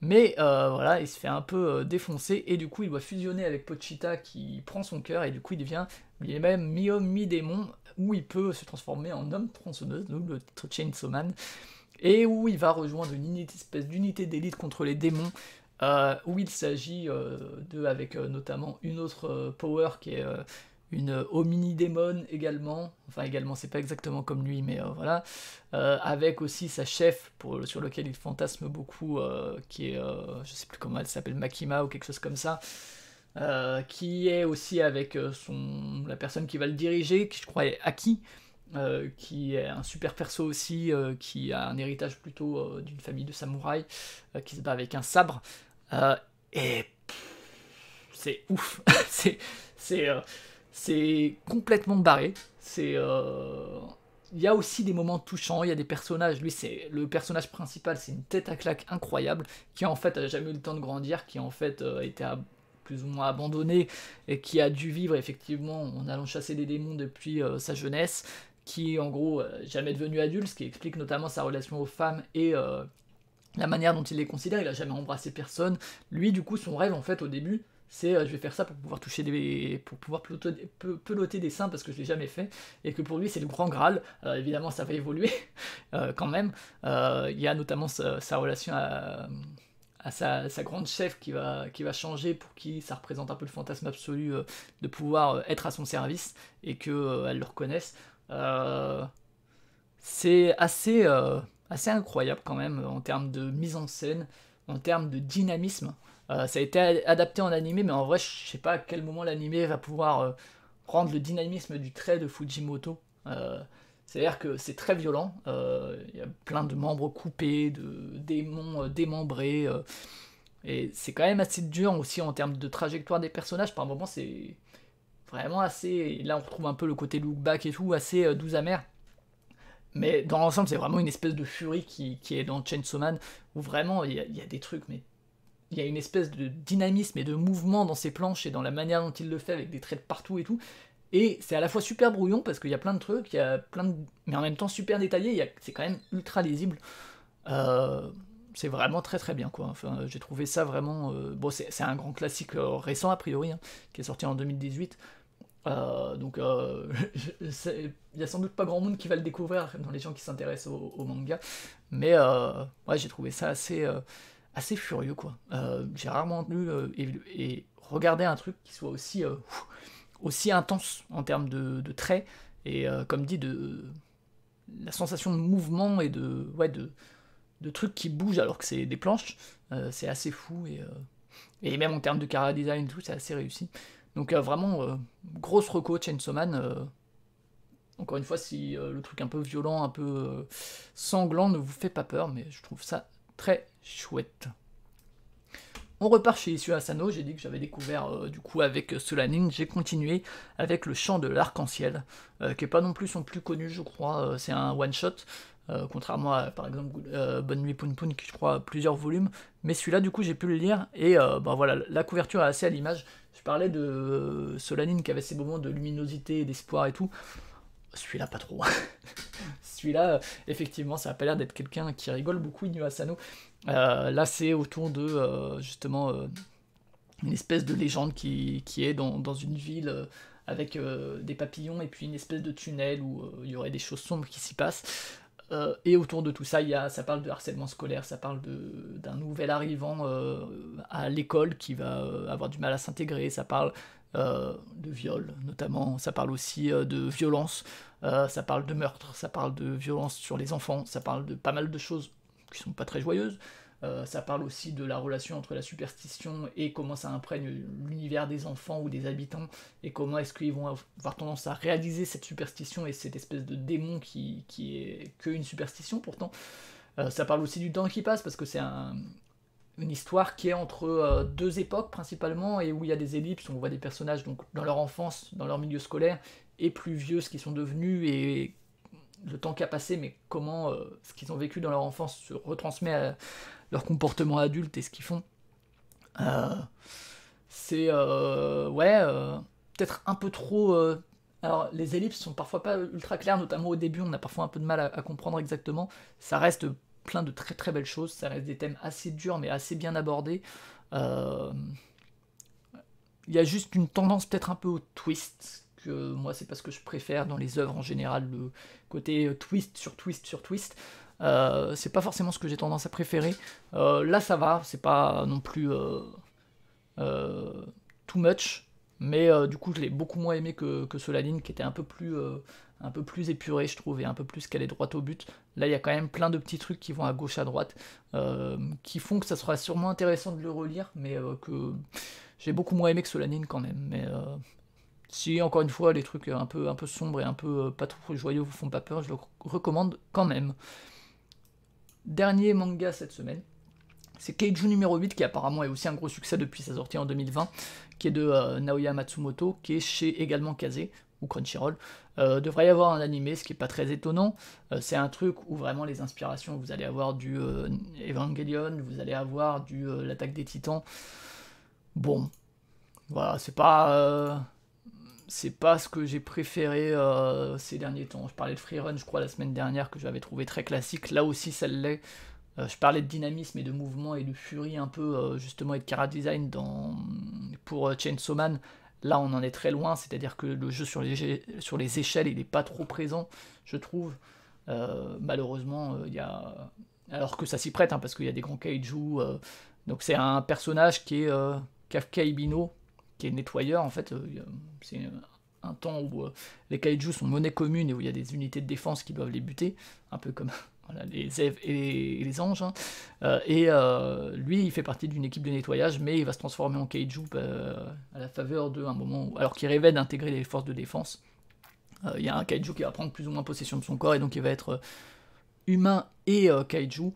Ce qui au début il va essayer de cacher, mais ça va finir par se révéler, et du coup il va plutôt intégrer les forces de défense, avec tout le doute des forces de défense sur est-ce qu'il garde une part d'humain, est-ce que c'est pas plutôt un kaiju qu'il faudrait éliminer, etc.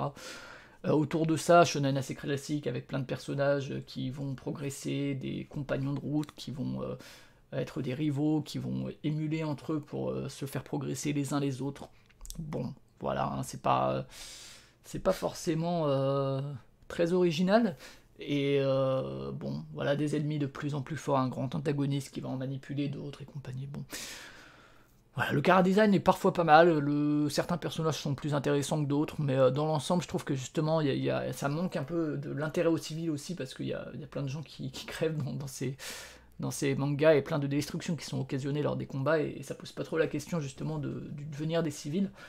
Ça s'attache vraiment à ce que raconte, au personnage des unités de défense.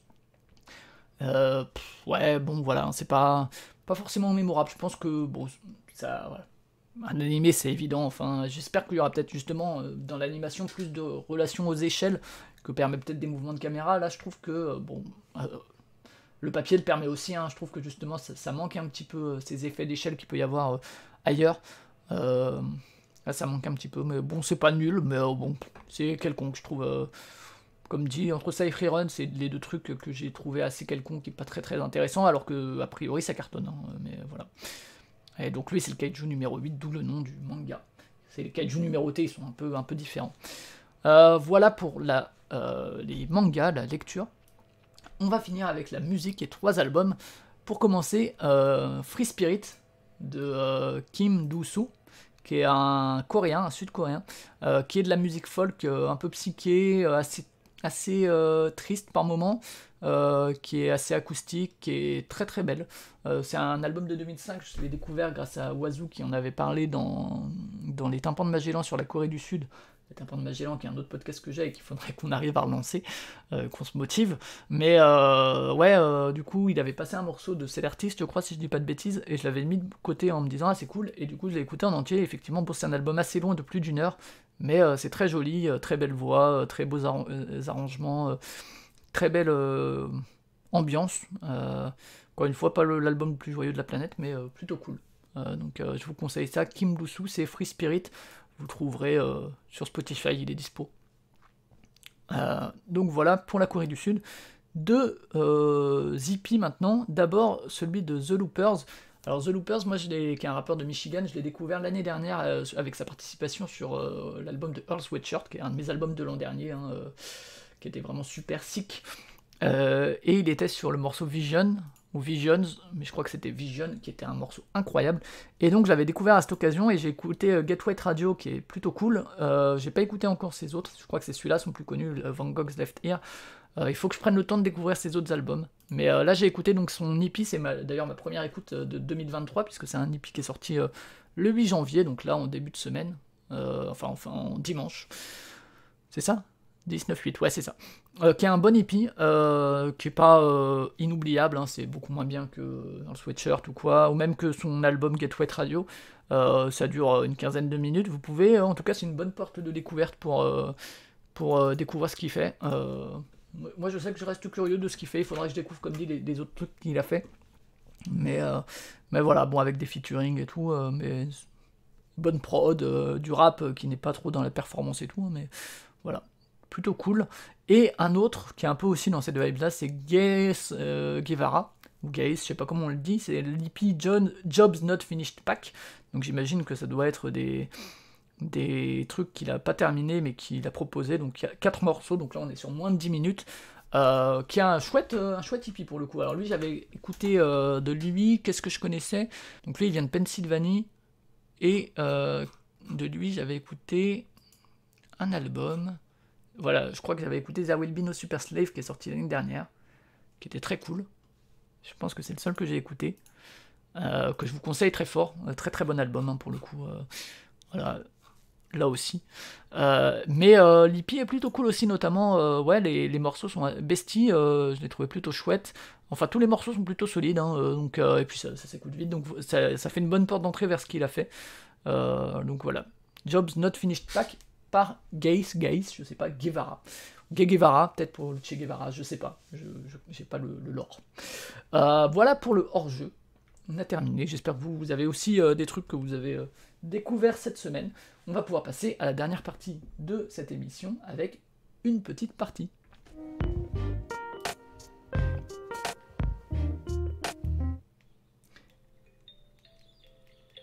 Et donc vous l'entendez, la petite partie ça va être sur l'Hypogramme, donc j'en ai un peu parlé plus tôt, que j'ai joué énormément ces dernières semaines, qui est un jeu donc, de Pierrick et Renaud Libralesso, qui est édité par Kif Édition, et je vous propose, j'espère que vous êtes au taquet, je vais vous proposer que moi on fasse le mode coop infini, qui est là, et donc là par exemple, on va le faire en mode facile pour commencer. Là par exemple, on va essayer de deviner le plus de mots possible, et moi je vais vous dire des indices, et j'aurai pas le droit de vous dire la lettre G. Alors j'espère que ça va marcher, parce que moi je vais devoir taper sur les trucs, et voilà, donc je vous laisse au taquet. Ah bah pour se brosser les dents, c'est sûr que c'est pas le meilleur moment. J'espère que je vais m'en sortir, j'espère que je vais pas mettre trop de coups dans le micro, ça va être compliqué. Tac, bon d'ailleurs, on va peut-être se mettre en grande cam, possiblement. Voilà, ça sera mieux. Tac. Est-ce que vous êtes prêts? Donc c'est le mot numéro 5. En vrai, le mot numéro X qui est là, on s'en fout un peu. Hein. Ce qui est important, c'est vraiment la lettre. Alors, par contre, je vais devoir... Ok, donc là, ça va être l'hypo. Et là, ça va être si je me trompe. Mais je vais essayer de pas me tromper. Voilà, j'espère que vous êtes prêts. On commence. Vous pouvez proposer plusieurs mots comme vous voulez, en fait il n'y a pas vraiment de temps limité, et en fait on voit que le petit typo qui est là, il va courir, s'il arrive là on a perdu. Et en fait à chaque fois qu'on trouve, eh ben, il recule un peu sur ce fil à la corde. Quand on joue en compétitif, ben, l'hypo va d'un bout à l'autre, et en fait dès qu'on trouve un mot, il repart dans l'autre sens, etc. C'est vraiment cool en compétitif. Ok, prêt, c'est parti. Serpent, salamandre, lézard, j'espère qu'il n'y a pas trop de lag. Serpent, salamandre, lézard, espèce, animal. Reptile, très bien. Fenêtre, autre, entrée. Fenêtre, autre, entrée, porte. Très bien. Le 5. Kilo moins mesure petite.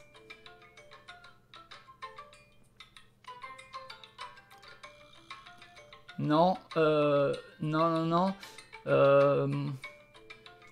Kilo petit. Oui, gramme, merci.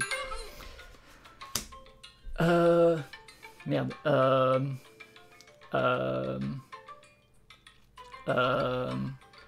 C'était bien gramme. Là, je bloque. Salto. Tapis. Enfant. Salto, tapis, enfant. Non. Non. Oui, c'est ça, Terry, tu l'as. Roulade. Souterrain. Rez-de-chaussée en dessous. Souterrain. Métro. Non, c'est fini. C'était sous-sol. Donc là, on a fait... On a fait combien? On a fait, vous voyez, 4. Bon, alors après, hein, en vrai, c'est plus efficace. C'est le petit trophée qu'on voit en bas. Le meilleur score qu'on a fait avec Pauline, c'était 22. Sachez-le. Il ne faut pas vous mettre la pression, hein, mais voilà. On peut refaire, hein, c'est vraiment le genre de jeu, vous voyez, ça se joue très très vite. Alors comme dit là, on joue en coop, en compétitif, c'est dès qu'on trouve un mot, vous voyez, forcément, il y a un tout petit peu de latence. Mais ouais, il y a, comment dire, en compétitif, dès qu'on trouve un mot, on renvoie l'hippo dans l'autre sens, et du coup, il y a cette espèce de tir à la corde qui est vraiment très cool, et qui l'appli rend très bien. Et c'est vraiment plutôt chouette de ce point de vue-là.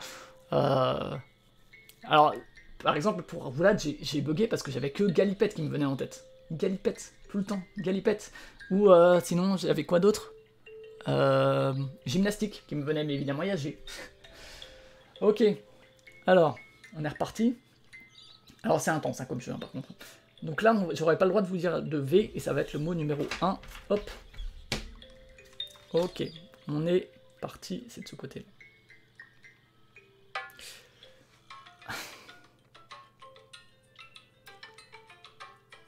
Mon nom est...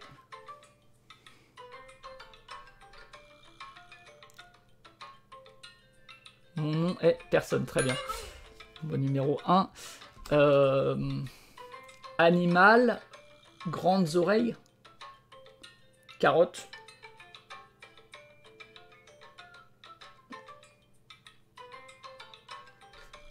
Lapin, très bien. J'avais pas le droit de dire lièvre, hein, évidemment. œuf, producteur, enfin productrice, œuf, crête,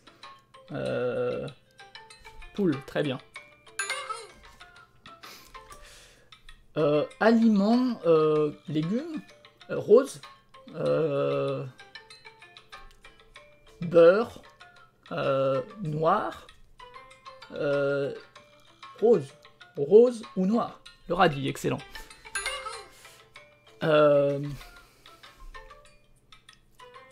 Échappé.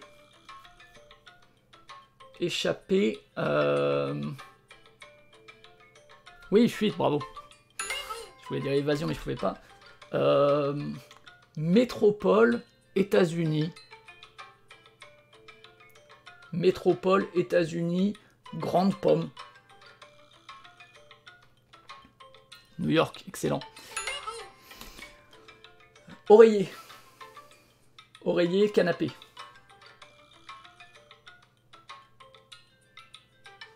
Non, oreiller, canapé, coussin, bravo. À neige. Circulation, à neige, prudence.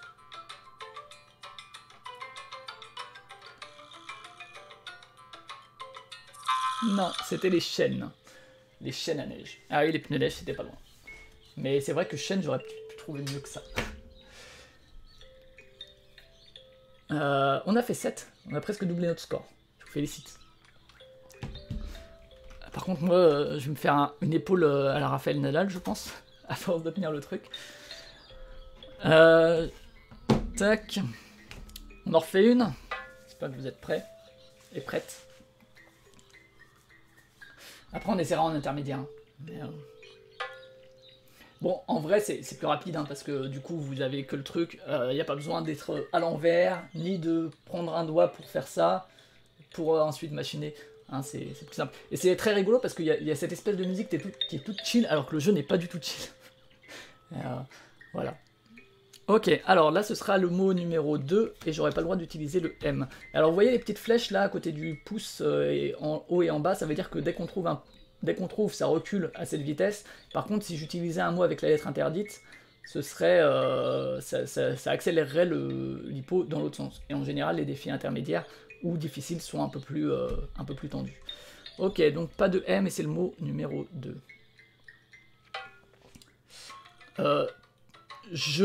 Que, barre, boule noire. Et c'est pas motus.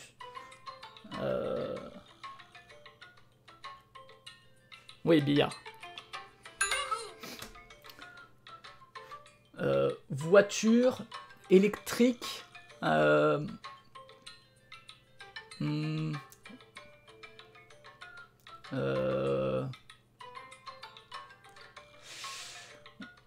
Voiture électrique,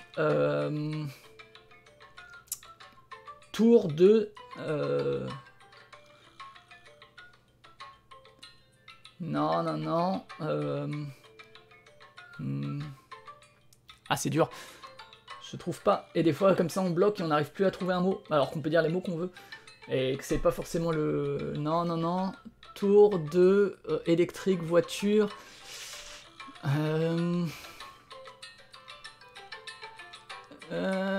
sais pas... désolé. Non, c'est pas le Tour de France. C'était le circuit. Le circuit, qu'est-ce que vous auriez dit? Parce que j'avais pas le droit de dire Formule 1. Tour de Rhin, pourquoi pas. J'avais pas le droit de dire Formule 1. J'avais pas le droit de dire grand chose. Monaco et tout, ça marchait pas. Je trouvais plus un seul circuit qui n'est pas de M. J'ai eu Monza, j'ai eu... piste, oui, c'est vrai. Ouais. Le Mans, il y a un M, Jérémy. Je pouvais pas dire le Mans. Interdit. Interdit. Après, des fois, ça vaut le coup de dire un mot interdit si on est sûr que les autres vont trouver, parce qu'en fait, ça fait que accélérer l'hypo. Du coup, si derrière, t'es sûr, bon, alors pas là à distance, mais en vrai, quand t'es à un mot ou quoi de gagner en coop, ça peut valoir le coup. Il faut le dire. Ensuite, j'ai pas le droit au P, et ce sera le mot numéro 3. Attention. Lumière. Objet, lumière. Non, pas ampoule. Torche. Oui, lampe. Œil, yeux, sens, lunettes,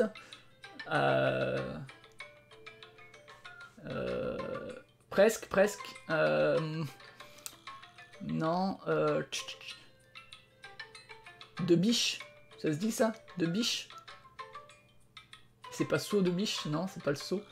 De biche, oui, regarde, merci. Vegeta, Sangoku, végétaux. Gogeta aussi. Gotenks.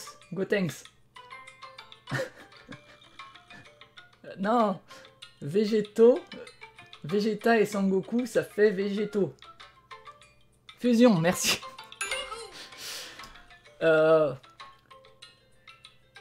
Absence. Sous, vieux. 67 ans. Tristesse. Oui, retraite. Couleur. Tableau. Quoi d'autre? C'est peinture. Mais je pouvais pas dire palette, je pouvais pas dire peindre. Ouais, bravo Jérémy, c'était trop tard. On retombe sur 4. Bon, c'est mieux que le 2 d'avant. Mais...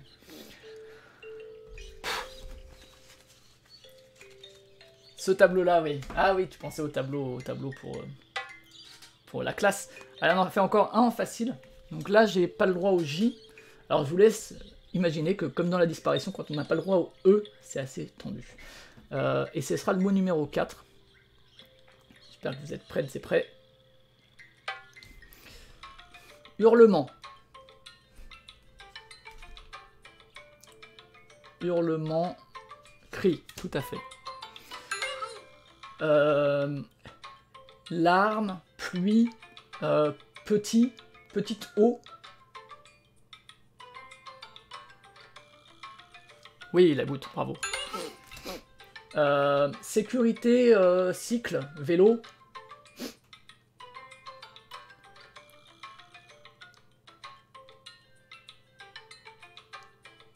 Oui, antivol, bravo. Avion, hélice. Avion, hélice. Volant. Non, avion, hélicoptère. Très bien, Ophélie. Échouer. Échouer. Ouais. Échouer, raté. Bravo. Sur une bonne série. Écharpe, tête. Écharpe, tête. Laine. Chaleur. Protection des oreilles. Bonnet, tout à fait. Poule ou le mâle de la poule. J'espère que vous jouiez à ça, à poule ou coq avec les trucs. Vert, rouge, jaune, légumes. Vert, rouge, jaune. Oh, jaune par contre c'est J. Légumes.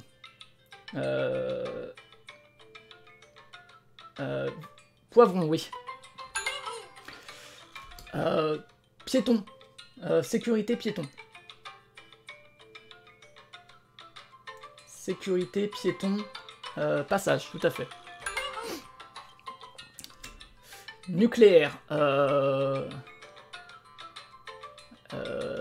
Fol amour. Non.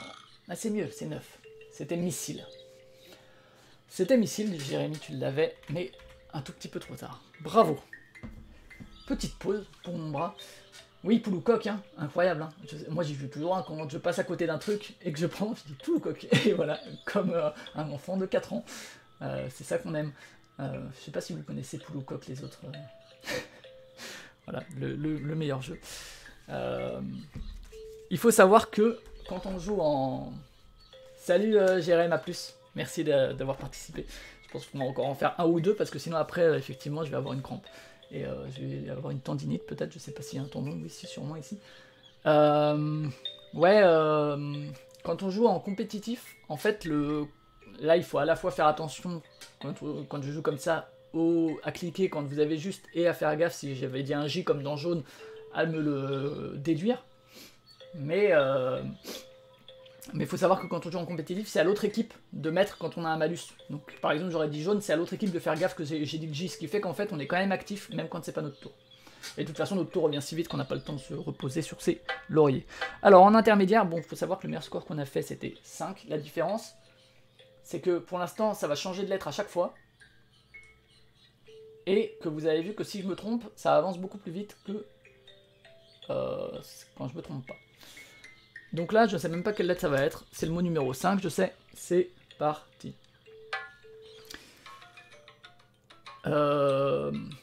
Bijou, cou. Bijou, cou.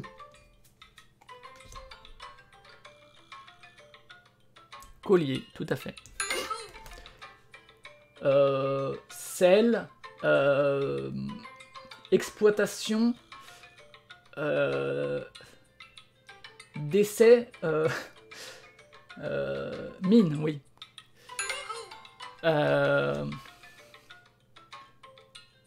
Marketing, télé,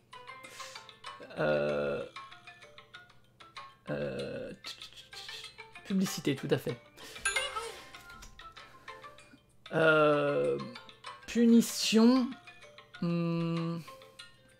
Punition, voiture.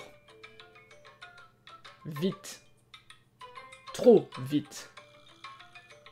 Amende, exactement. Objet, champ, peur. Peur, merde, j'ai dit un P. Corbeau, objet, champ. Ah, mais champ aussi, putain.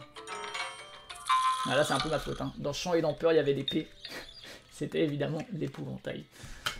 On a fait 4, ce qui est presque aussi bien que mon record. Je vous en propose une dernière.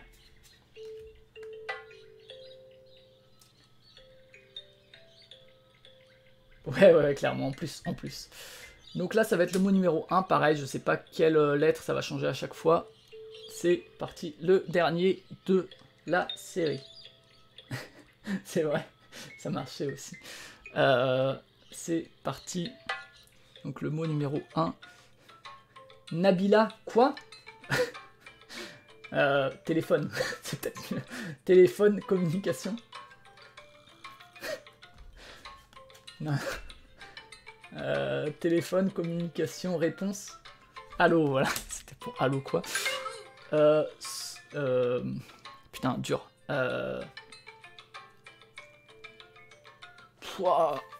Aisselle.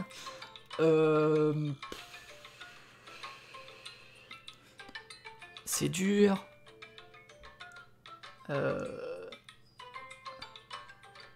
Déodorant. C'est bien, c'est presque ça. C'est trop dur. Ouf. Putain, j'ai que des mots avec des U qui me viennent.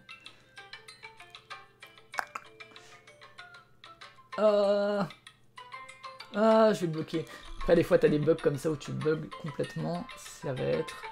On va en refaire une après, hein, parce que là, on a fait que un. C'était odeur. Et pour odeur, je pouvais pas dire parfum, je pouvais pas dire senteur. Je pouvais pas dire plein de trucs. C'était trop bien. Odeur. Parce que parfum et senteur, c'est parfait. Arôme, j'aurais pu dire arôme. Même si c'est pas vraiment une odeur. Un peu décevant. Un peu décevant. Vous étiez pas loin avec déodorant, hein, mais il n'y avait pas de U. Allez, un dernier, parce que celui-là, quand même, c'était pas ouf. Donc là, c'est le C. Attention, nord inverse. Nord inverse. Sud, exact. Injure. Injure. Connard. Insulte, exact.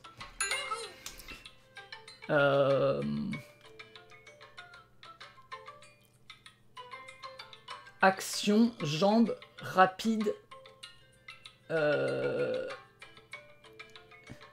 Deuxième.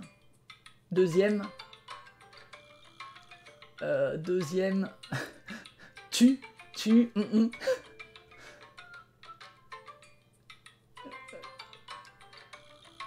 Non, action. Oui, tu cours. J'avais pas le droit à conjugaison. Violent.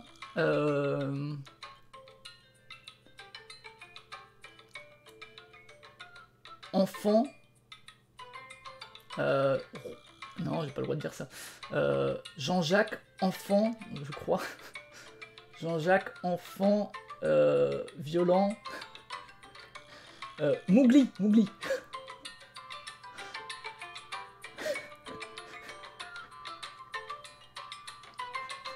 Jean-Jacques. Sauvage, c'était.